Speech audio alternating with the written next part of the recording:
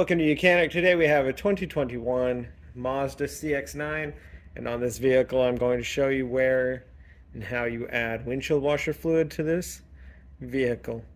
So say you need washer fluid, your light is either on, or when you go to spray you can hear the pump noise, but it's not spraying. Then one side effect could be the fact is you don't have any washer fluid, or you could have a break in the line, and so then you're just spitting the washer fluid somewhere else.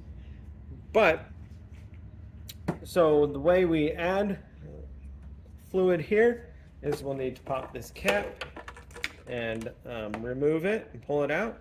Now we seem to be fairly low here, and so a lot of times these we kind of have an indicator here, and you would see like water in here, much like when you use a wand for bubbles, and we can see we don't really have much.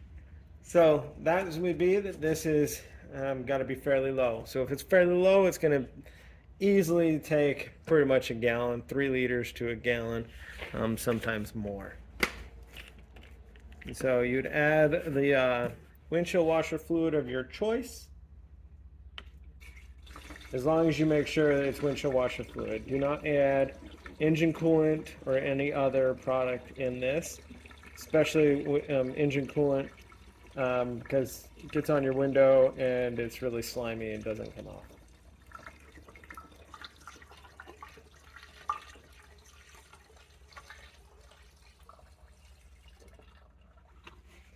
So that was some. Definitely need more to put in there, but we will do that. But in an example of dropping this in here and then being able to pull it out, and you can see that we are at the bottom of our indicator there.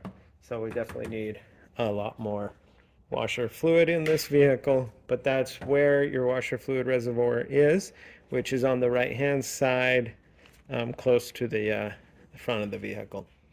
Thanks for watching Mechanic, where you can be the mechanic.